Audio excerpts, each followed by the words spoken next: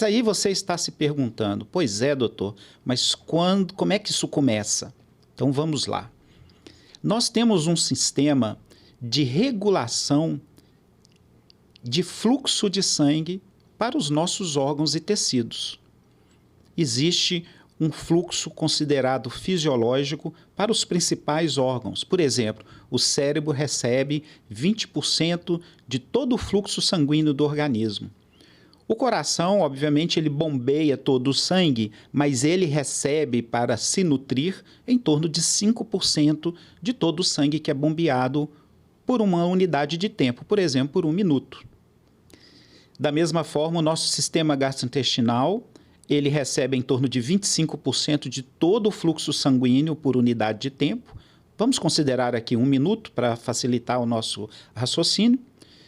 Se você alimenta, ele vai receber mais sangue, inclusive, para fazer a sua função, que é a nossa usina química, né? Pegar o alimento e transformar em aminoácidos, nutrientes, vitaminas, sais minerais, para que seja utilizado pelo nosso organismo. Os rins, da mesma forma, em torno de 20%. A nossa pele recebe em torno de 10% desse fluxo de sangue.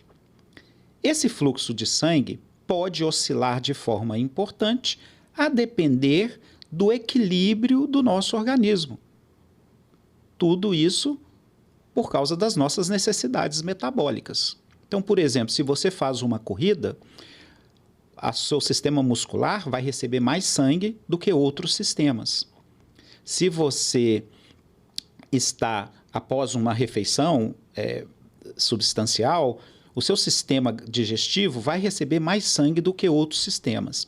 Essa regulação do fluxo, ela é feita de uma maneira equilibrada, sem levar a nenhuma outra consequência maior para o nosso organismo. Aqui eu faço uma parte em relação ao nosso cérebro, porque o nosso cérebro, além dele ter esse controle semelhante a todos os órgãos, ele tem um controle específico dele. Porque o nosso cérebro, ele não produz e não armazena energia nem oxigênio. Ele precisa receber esses produtos a todo tempo. Então, para isso, ele tem um sistema adicional de controle de regulação do fluxo sanguíneo. Esse fluxo sanguíneo ele é mantido de uma forma equilibrada e racional através desse sistema de controle autorregulatório, que ele é feito inicialmente pelo sistema nervoso autônomo. Aí eu tenho o sistema simpático e o sistema parasimpático. O sistema simpático é o sistema que está associado à descarga de adrenalina e noradrenalina, fazendo vasoconstrição, aumento da pressão arterial e aumento da frequência cardíaca, dentre outros mecanismos. E nós temos o sistema chamado parasimpático, que libera acetilcolina, que vai fazer exatamente o contrário da adrenalina e noradrenalina.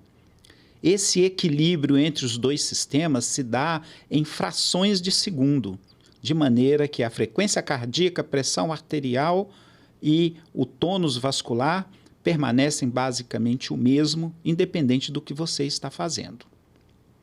Se você provoca um aumento da pressão arterial por algum motivo, esses sistemas se interagem fazendo uma regulação desse fluxo, de maneira que o fluxo fique constante, mesmo que a pressão arterial possa aumentar. E como que ele faz isso? Através do estímulo elétrico desses sistemas e também de substâncias que são liberadas em uma região onde é a extremidade dos vasos arteriais. Lá nós temos um conjunto de células que tem uma alta reatividade a uma série de substâncias que são liberadas neste local, como, por exemplo, óxido nítrico, por exemplo, endotelinas e outras substâncias. Nós temos em torno de 200 a 250 mecanismos que podem aumentar o tônus dessa artéria ou reduzir o tônus dessa artéria, ou seja, fazê-la fechar ou fazê-la vasodilatar. Isso a depender do fluxo sanguíneo e da carga de pressão que está sendo submetida. Com isso, o nosso organismo consegue se autocontrolar na pressão arterial. Estima-se que esse fluxo de sangue fique estável, aumentando ou diminuindo a depender das necessidades metabólicas, que é considerado variações fisiológicas, numa pressão arterial que varia entre 70 e 150 milímetros de mercúrio, a pressão arterial média. Ou seja, é uma capacidade gigantesca de autocontrole do fluxo sanguíneo. Esse autocontrole ele é muito importante porque ele evita descargas indevidas de neurotransmissores, de altacoides, que são são moléculas que atuam nas proximidades onde ela é liberada, e também dos hormônios, que atuam à distância.